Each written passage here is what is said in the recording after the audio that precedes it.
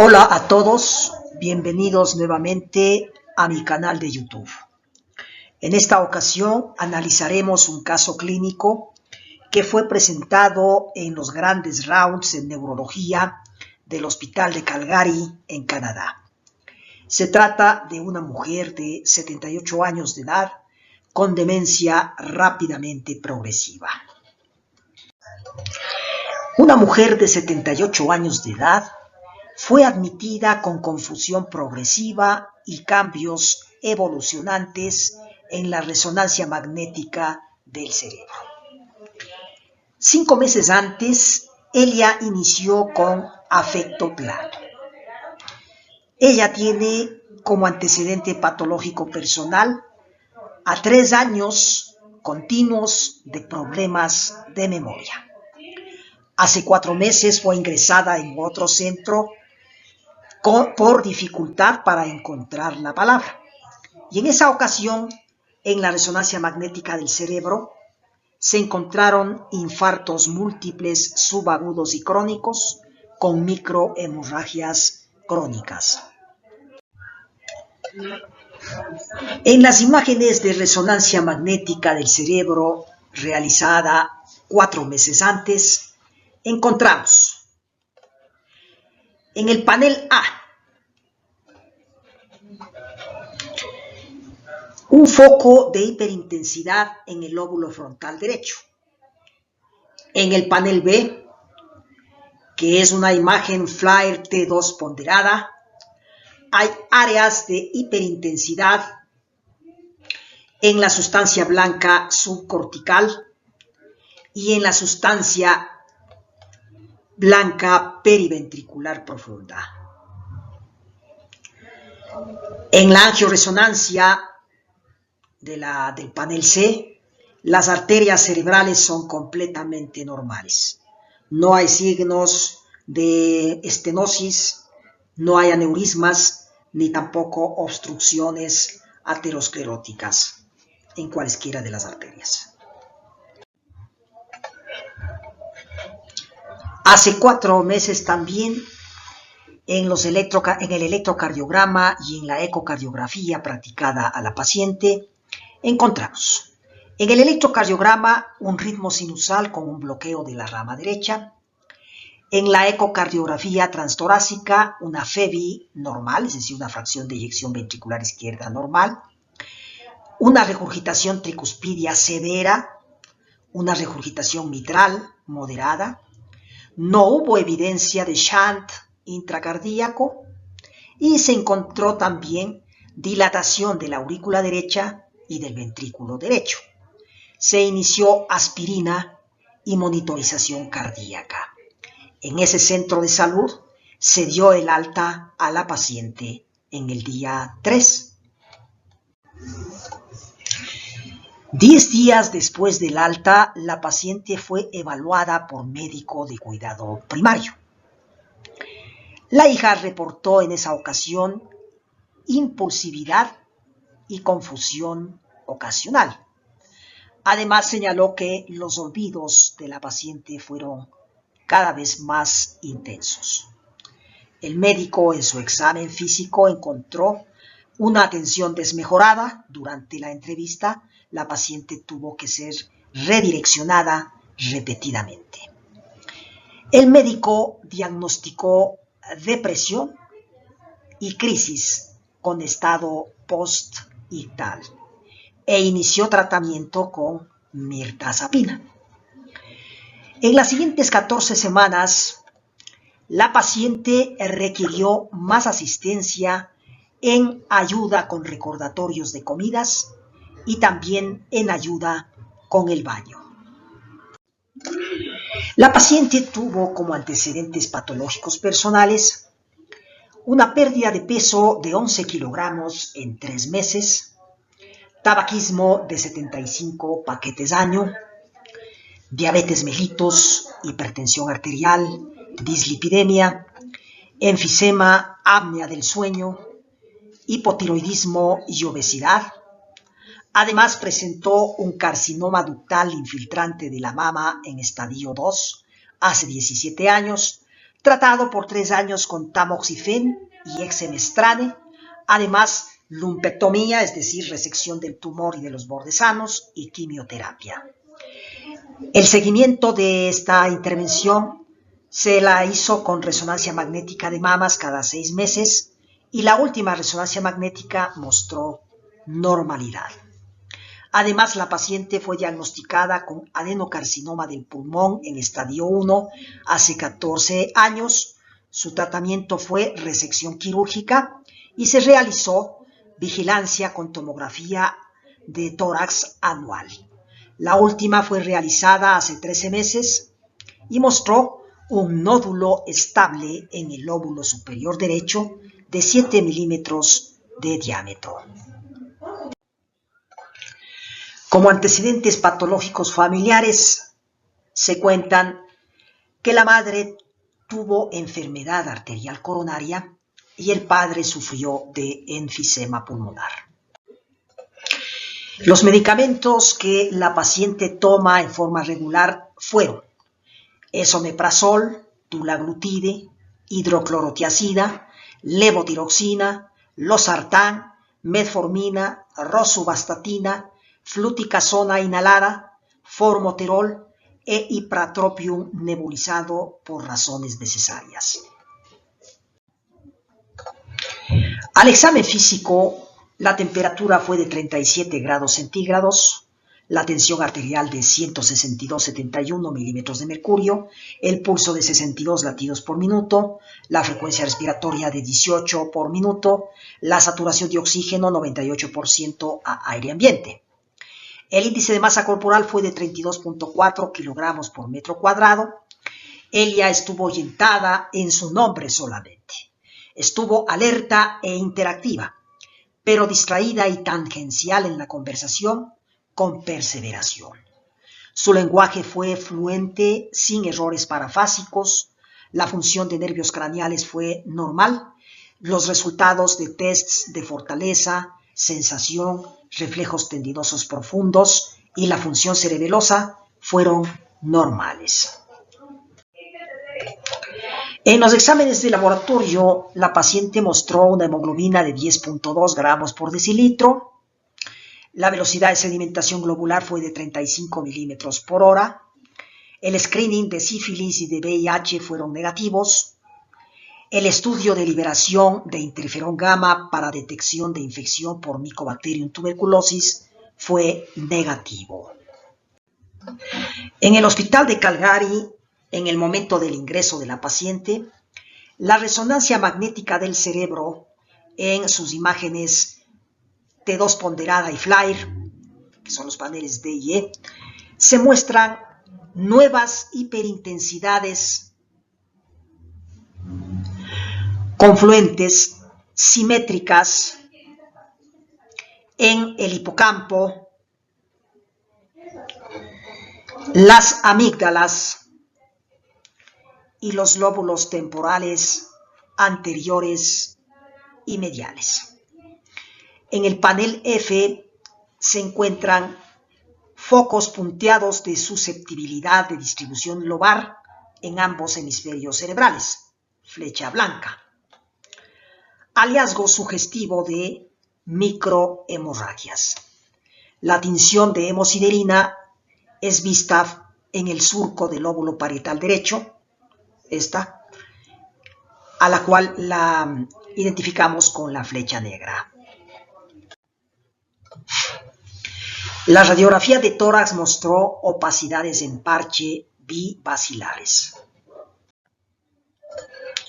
La punción lumbar mostró un líquido cefalorraquídeo claro y transparente, 8 eritrocitos por microlitro, un nivel alto de proteína con un nivel alto de glucosa, con nivel de glicemia de 191 miligramos por decilitro. 16 bandas oligoclonales se identificaron en el líquido cefalorraquídeo, con una tinción Gram que no mostró microorganismos. El test de DNA para el virus herpes simple fue negativo. El electroencefalograma mostró enlentecimiento delta y teta difuso y desorganización de fondo. Hubo abundantes descargas temporales, epileptiformes independientes, bilaterales, tanto como breves carreras de descargas periódicas independientes lateralizadas en ambos lóbulos temporales. Diagnóstico diferencial. Se trata de una mujer de 78 años de edad, con historia de 3 años de dificultades de memoria, que fueron débiles y lentamente progresivas. Además, ella tuvo un episodio de dificultad de lenguaje, seguido por dificultad funcional y cognitiva rápida. En los exámenes se evidenciaron descargas epileptiformes en el electroencefalograma, hiperintensidad temporal anterior y medial bilateral en la resonancia magnética cerebral y la presencia de bandas oligoclonales e hiperproteinorraquia en el líquido cefalorraquídeo. Nos enfocaremos en el diagnóstico diferencial en 2 aspectos. El primero, causas posibles de dificultad en el lenguaje, y segundo, causas de demencia rápidamente progresiva asociada con inflamación cerebral. ¿Pero por qué decimos que la paciente tiene inflamación cerebral? Por esto, por la presencia de hiperintensidad temporal en la resonancia magnética, por la presencia de bandas oligoclonales en el líquido cefalorraquídeo y por la presencia de un nivel alto de proteína también en dicho líquido. Primero, causas del episodio de dificultad para encontrar la palabra. La lesión en la sustancia blanca frontal derecha de la paciente fue o es sugestiva de infarto subagudo reciente. A esto puede añadirse la presencia de varios infartos crónicos en el cerebelo que también se evidenciaron en el estudio de imagen cerebral.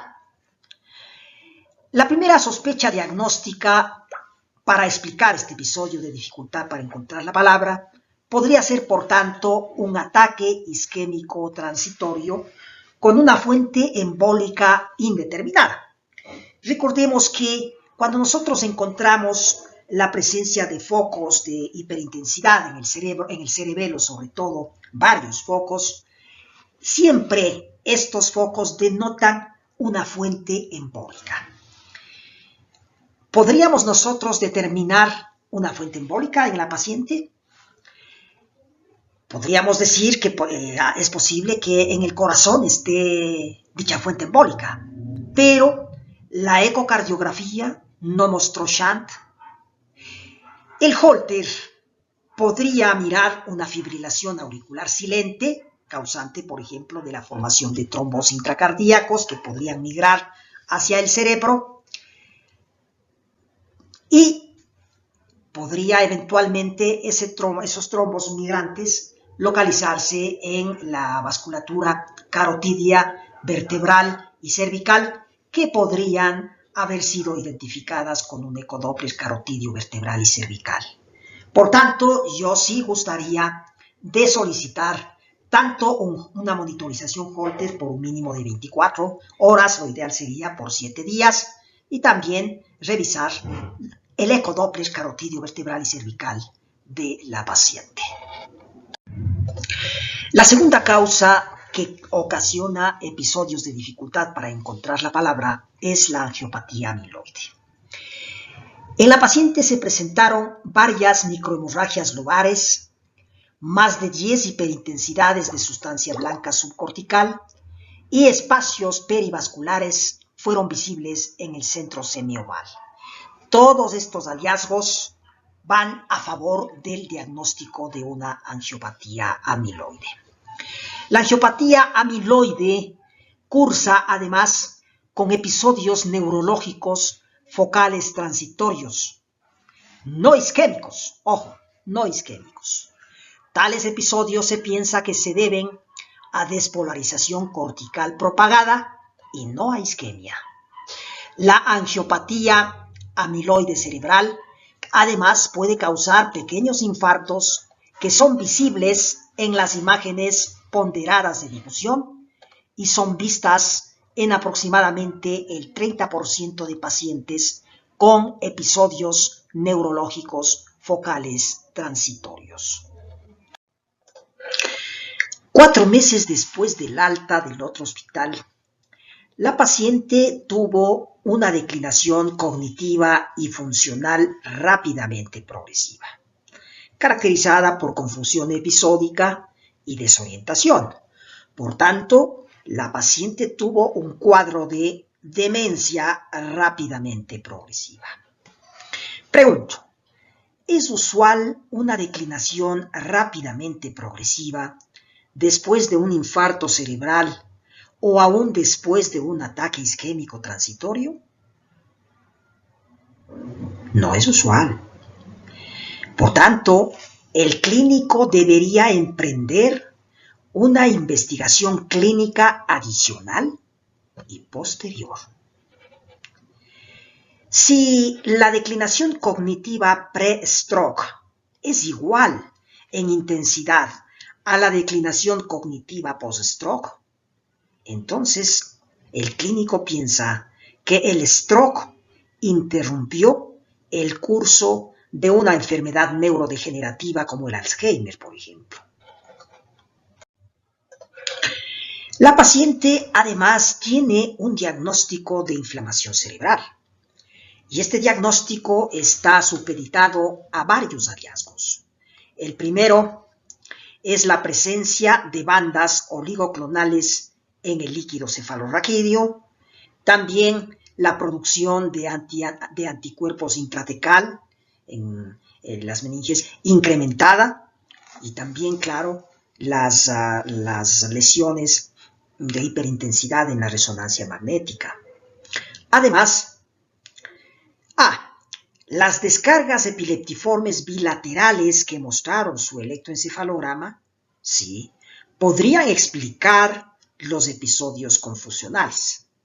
Sin embargo, la paciente, como tuvo microhemorragias corticales y nueva siderosis cortical superficial, el diagnóstico presuntivo es el de una vasculopatía hemorrágica.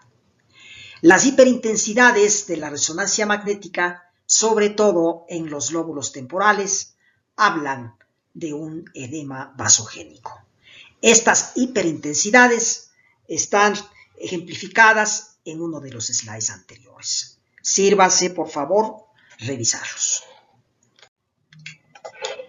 ¿Cómo explicamos entonces la declinación cognitiva rápida y la inflamación de los lóbulos temporales de nuestra paciente? La primera hipótesis es que la inflamación cerebral está relacionada con angiopatía amiloide cerebral. Hay ciertos hallazgos clínicos e imagenológicos de nuestra paciente a favor de este diagnóstico. ¿De cuál diagnóstico? Inflamación relacionada con angiopatía amiloide cerebral. Primero, crisis epileptiformes completamente documentadas en el electroencefalograma. Segundo, déficits neurológicos focales. Estos déficits neurológicos focales a veces se presentan en la angiopatía amiloide cerebral. Tercero, microhemorragias lobares y siderosis cortical, ya vistas en la resonancia magnética. Estas microhemorragias y esta siderosis son usuales, en cambio, en la angiopatía amiloide cerebral. Además, el líquido cefalorraquídeo mostró un nivel de proteínas elevado, que puede ser también un hallazgo de la angiopatía amiloide cerebral. Igualmente, la presencia de bandas oligoclonales, aunque estas son infrecuentes en la angiopatía amiloide cerebral, podrían contribuir a hacer este diagnóstico diferencial. Sin embargo, nuestra paciente también tiene hallazgos clínicos e imagenológicos, sobre todo, en contra de este diagnóstico.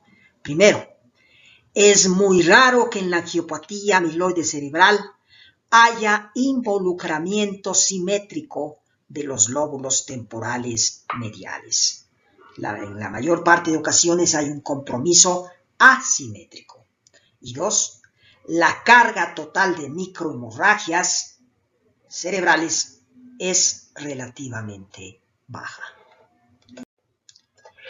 Segunda hipótesis para explicar la declinación cognitiva rápida de la paciente y la inflamación de los lóbulos temporales. El segundo diagnóstico diferencial sería una vasculitis cerebral. Igualmente, hay ciertos hallazgos clínicos e imagenológicos de esta paciente a favor. ¿Cuáles? Un infarto cerebral reciente, recordemos la imagen de la resonancia magnética, una hiperintensidad en el lóbulo frontal derecho.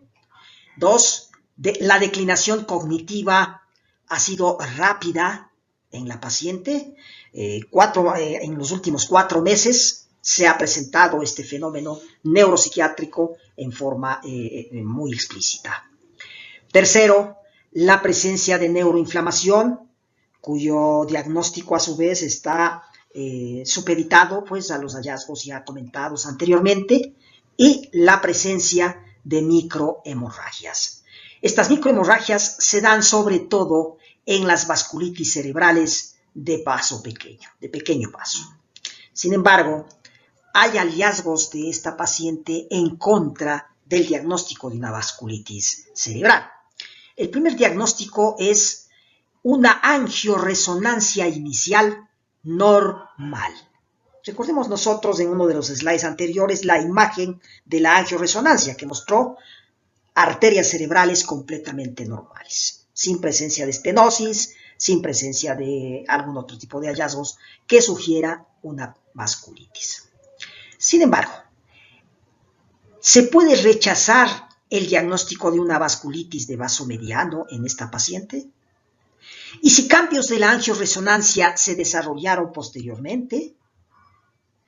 De todas maneras, la evaluación de condiciones autoinmunes sistémicas en nuestra paciente es necesaria, sobre todo porque no podemos rechazar en forma absoluta una vasculitis de vaso mediano y también porque los cambios de angioresonancia pudieron haberse presentado posteriormente a la angioresonancia inicial que fue normal en nuestra paciente. La tercera hipótesis diagnóstica para explicar esta declinación cognitiva rápida y la inflamación de los lóbulos temporales es la encefalitis autoinmune. ¿Cuáles son los criterios de nuestra paciente a favor de este diagnóstico? Primero, los déficits cognitivos de ella fueron subagudos y progresivos. Hay nuevas crisis presumidas. Clínicamente, los investigadores clínicos no han visto nuevas crisis epilépticas. Sin embargo, el hallazgo del electroencefalograma sí señala claramente la presencia de ondas epileptiformes en la investigación eléctrica cerebral de nuestra paciente. 3. Las hiperintensidades en los lóbulos temporales, que son características de la encefalitis autoinmune, y la presencia de bandas oligoclonales en niveles altos en el líquido cefalorraquídeo de la paciente.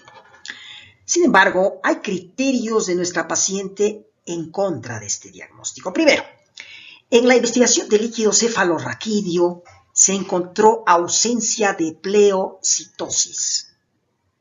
Sin embargo, la punción lumbar de la paciente fue realizada varias semanas después del inicio de su cuadro clínico.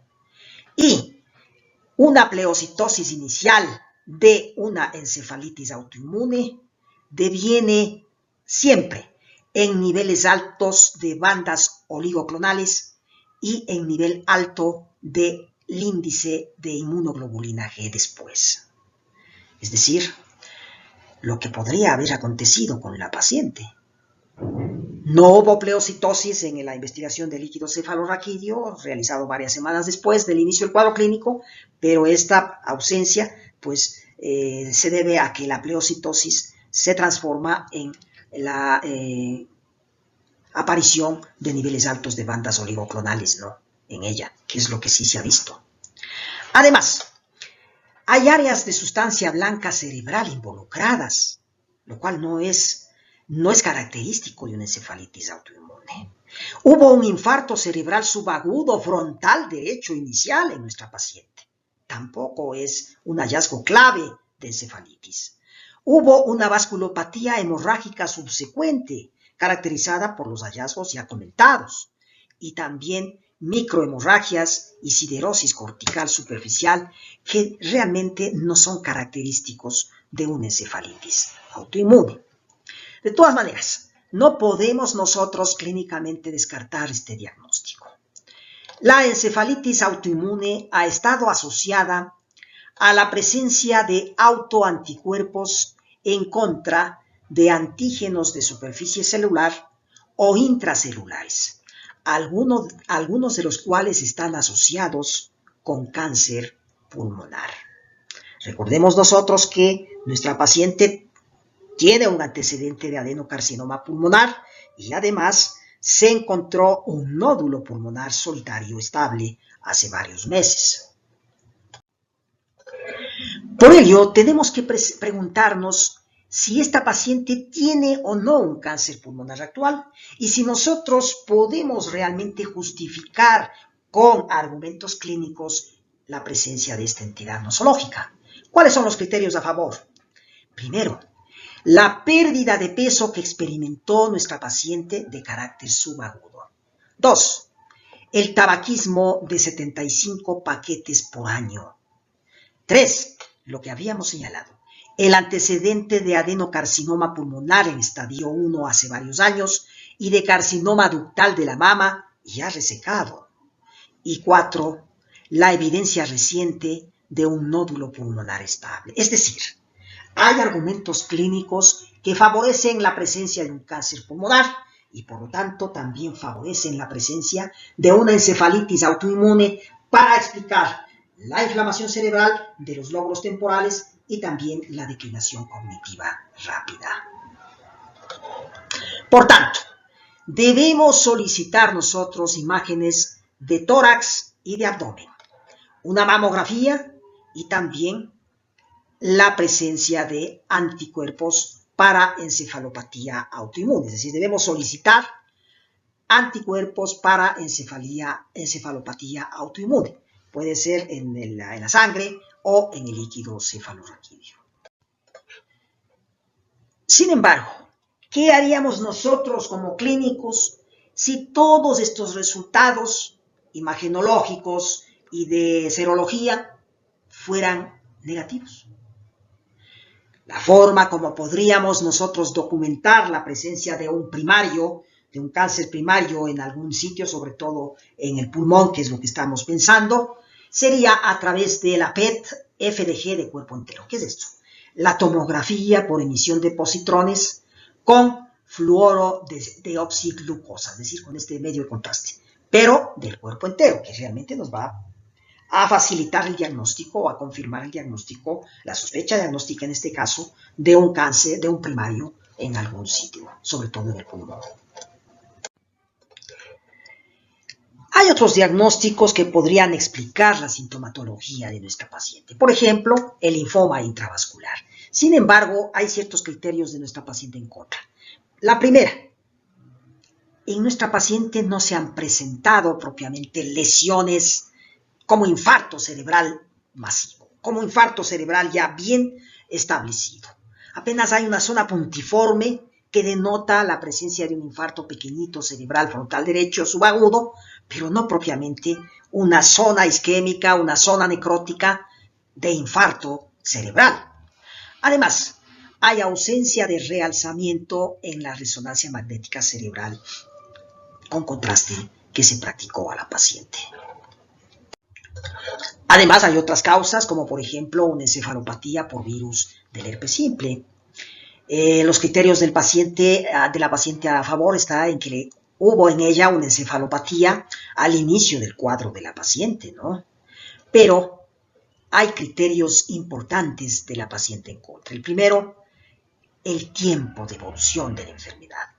En el caso de nuestra paciente, hubo un tiempo prolongado de evolución de su cuadro clínico.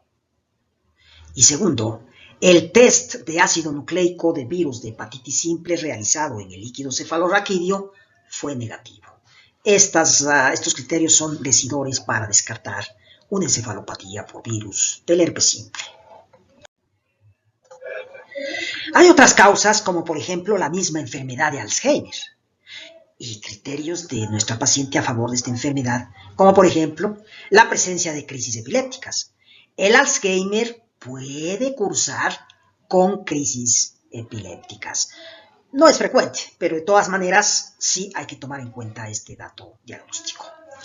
Además, el Alzheimer está frecuentemente acompañado de angiopatía amiloide cerebral, que es un hallazgo que ya está confirmado que existe en la paciente. Pero hay criterios de nuestra paciente, de la evolución clínica de nuestra paciente, en contra de este diagnóstico. El principal, el cuadro clínico de suyo es rápidamente progresivo. El Alzheimer es una enfermedad progresiva, degenerativa cerebral, que evoluciona lentamente. Esto es un hallazgo característico de esta entidad nosológica. Y segundo, el alto nivel de bandas oligoclonales en el líquido cefalorraquídeo de nuestra paciente no es característico de la enfermedad de Alzheimer. Si es que está presente en pacientes que ya tienen una enfermedad de Alzheimer, hay que pensar que esta enfermedad de Alzheimer se asoció con alguna enfermedad inflamatoria cerebral cuando se ven altos niveles de bandas oligoclonales en el líquido cefalorraquídeo. En resumen, hubo cambios subagudos, dramáticos y relativamente rápidos en el afecto, en el comportamiento y en la cognición de nuestra paciente. Las microhemorragias vistas en la resonancia magnética denotan que nuestra paciente tiene una angiopatía amiloide cerebral. Pero las hiperintensidades en los lóbulos temporales, el título alto de bandas oligoclonales en el líquido cefalorraquídeo, el nivel alto de proteínas en dicho líquido, habla a favor de una inflamación del sistema nervioso central. Es decir, hay dos diagnósticos acá: angiopatía amiloide cerebral e inflamación del sistema nervioso central. ¿Cómo podemos nosotros asociar esos dos diagnósticos? Bueno, la historia de tabaquismo de 75 paquetes año, la historia de cáncer de pulmón y de mama, la reciente pérdida de peso más las crisis epilépticas probables, nos habla a favor de una encefalitis límbica. Pero además, una encefalitis límbica probablemente de etiología paraneoplásica. ¿En dónde podría estar localizado el primario? Pues en el pulmón. Así pues, con este resumen diagnóstico, nosotros solicitaremos una imagen de tórax y de abdomen, una mamografía y anticuerpos para dosificación de anticuerpos para encefalopatía autoinmune en el líquido cefalorraquídeo o en la sangre. La tomografía de tórax con contraste, que se muestra acá en las imágenes de los paneles A y B, mostraron linfadenopatía perihiliar, iliar izquierda y mediastinal voluminosa, con múltiples nódulos pulmonares. Aquí está, en la flecha respectiva, en un fondo de enfisema pulmonar. La tomografía por emisión de positrones, CT, mostró captación en los lóbulos, en los nódulos linfáticos iliares y mediastinales izquierdos, aquí está, que es sugestivo de linfadenopatía metastásica, en el panel C. Hay, además, nódulos pulmonares subpleurales, acá, que captan en forma moderadamente intensa el contraste. Esto en el panel D, en la flecha. tanto, hay un probable cáncer pulmonar primario. Una imagen de la cráneo del cerebro obtenida con PET de fluoro desoxiglucosa, observamos en el panel E, que muestra hipermetabolismo asimétrico en los lóbulos temporales mediales, en el hipocampo y en la amígdala, que es mayor, como ustedes ven acá, en el lado izquierdo que en el derecho. Estas áreas de captación de fluoro desoxiglucosa corresponden a las áreas de hiperintensidad de señal incrementada que fueron vistas en las imágenes FLIR T2 de la resonancia magnética del cerebro. La evidencia de hipermetabolismo en la tomografía por emisión de positrones del cerebro en pacientes con encefalitis autoinmune paraneoplásica es postulada que puede ser debida a crisis epilépticas o a la actividad de autoanticuerpos contra antígenos intracelulares, con anormalidades hipermetabólicas en el lóbulo temporal medial, o a ambas, y es presumido que involucre a un mecanismo efector de células T. Procesos de células T citotóxicas pueden inducir daño tisular inflamatorio que conduce a intercambio energético incrementado y a captación de fluoro desoxiglucosa también incrementada.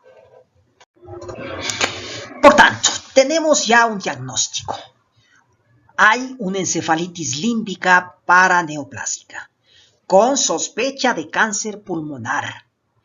El cáncer pulmonar, el tipo de cáncer pulmonar que se asocia con encefalitis límbica paraneoplásica es el de células pequeñas neuroendocrinas. Por tanto, desde el punto de vista clínico, podría haber un cáncer pulmonar de células pequeñas neuroendocrinas asociado con la encefalitis límbica paraneoplásica, que explica, en cambio, la sintomatología neuropsiquiátrica de nuestra paciente.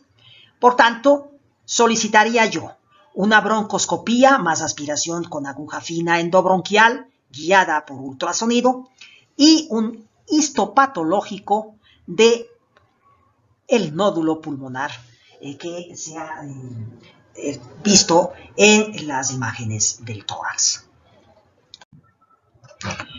El examen histopatológico del nódulo pulmonar mostró 1. En tinción con hematoxilina eosina, en el panel A, clústeres de células epitelioides. Miren ustedes estos clústeres, estos racimos de células tal vez de un color violáceo, ¿no?, que contrastan con, en cambio, estas otras zonas de rosadas. Estos clústeres son clústeres de células epitelioides, que a mayor aumento, aquí, en la panel B, muestran actividad mitótica alta con restos apoptóticos. Aquí están.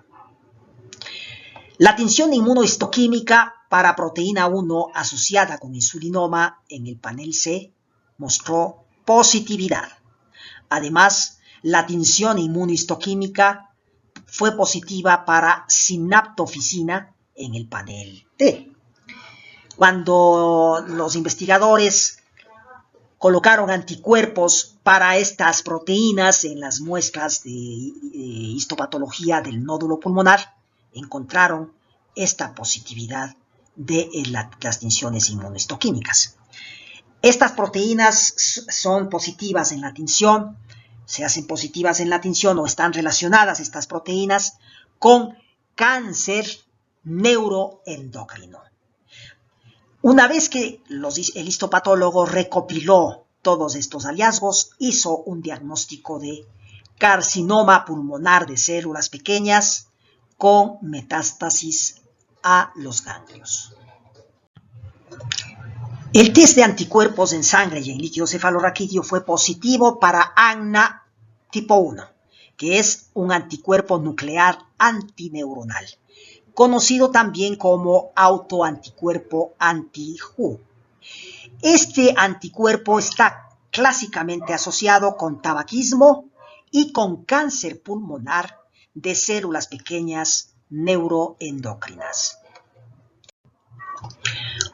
Así pues, el diagnóstico final fue una encefalitis límbica asociada con cáncer pulmonar de células pequeñas y ANA1 positivo. Sin embargo, nos preguntaremos luego cuál es el mecanismo de daño neuronal en la encefalitis límbica paraneoplásica. Esto lo vemos acá en este diagrama. Las células tumorales apoptóticas liberan antígenos onconeurales, como en este caso el antígeno ANA1.